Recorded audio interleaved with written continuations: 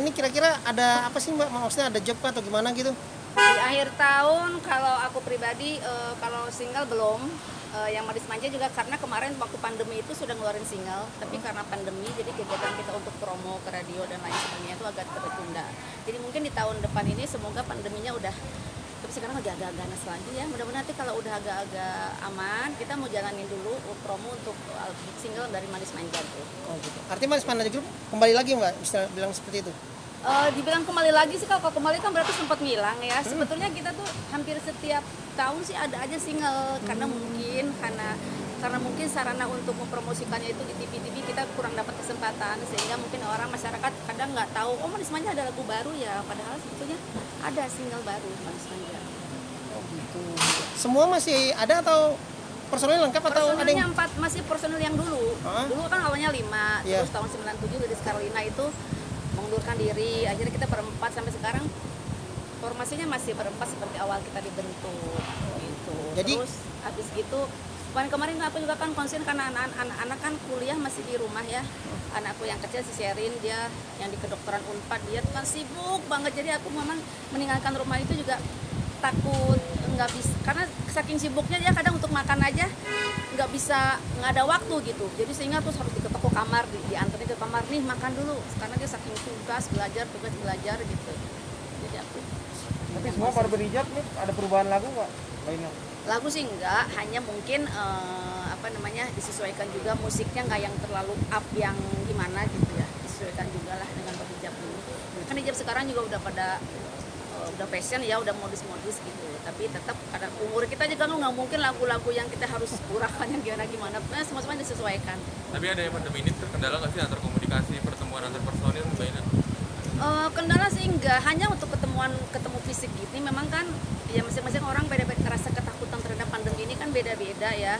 Aku sendiri juga awal-awal tuh memang tipe yang penakut banget karena udah kejadian di klasterku beberapa kali, ada yang sampai meninggal, yang klaster keluarga, sehingga ya kita memang kalau nggak penting-penting banget ketemu teman itu mau hindari gitu, males lah gitu.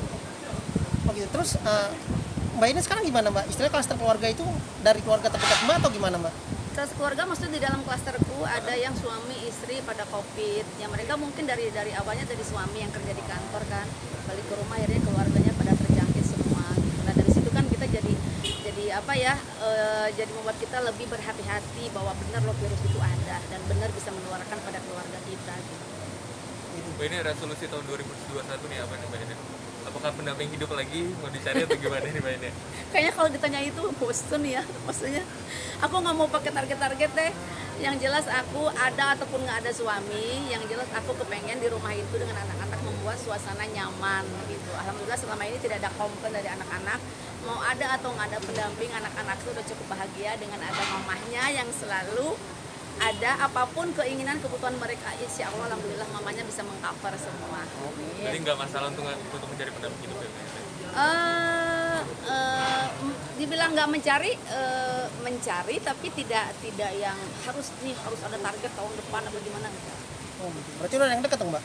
Kenapa? Udah ada yang dekat berarti? Ya ada deh, soalnya kalau dibilang ada nanti ditanya lagi kapan meritnya gitu kan, pokoknya ada aja. Ada tahun baru kemana Mbak? Tahun baru nih anakku yang kecil malah lagi ujian, sekarang baru mulai UAS di tanggal 28 kemarin. Resiko punya anak sekolah kuliah di kedokteran Unpad itu memang dikasih jadwalnya UASnya dimulai dari tanggal 28 Desember, sehingga malam tahun baru benar-benar kita nggak bisa kemana-mana, paling kita hanya bakar-bakar ikan, bikin sate ayam di rumah sama keluarga, itu aja. Terus anak gimana Mbak? Istilahnya udah berapa tahap lagi untuk masuk ke lulus dari kedokteran? Anakku sekarang baru semester 3 mau semester 4. Rencananya kan Januari ini tadinya kan udah mulai mau tatap muka. Itu udah seneng juga tuh karena sebenarnya anak-anak dengan kuliah dari rumah tuh sebenarnya mereka stres karena tugas makin banyak, apalagi kedokteran kan semester 4 ini harus praktek kan gitu. Kalau prakteknya lewat virtual kan mungkin nggak maksimal juga gitu. Saya berharap mudah-mudahan ada kebijaksanaan dari Mendikbud untuk fakultas yang memang membutuhkan praktek, bagaimana diupayakan supaya bisa tatap muka gitu ya untuk prakteknya.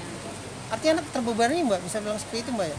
Kenapa? Anak terbebani dengan adanya sekolah online gitu Mbak?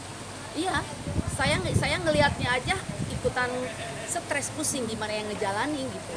Karena enggak, sebelum daring pun kan namanya kedokteran itu tugas dan untuk belajar itu kan sangat padat yang harus dipelajari. Dengan daring ini lebih-lebih lagi tugasnya, karena mungkin si dosen supaya si mahasiswa ini tidak banyak waktu santai, sehingga dikasih tugas belajar, belum lagi rapat yang harus virtual, online semuanya dengan rekan-rekan. Nah, itu yang membuat dia kadang untuk makan aja aku bilang dia seperti nggak ada waktu.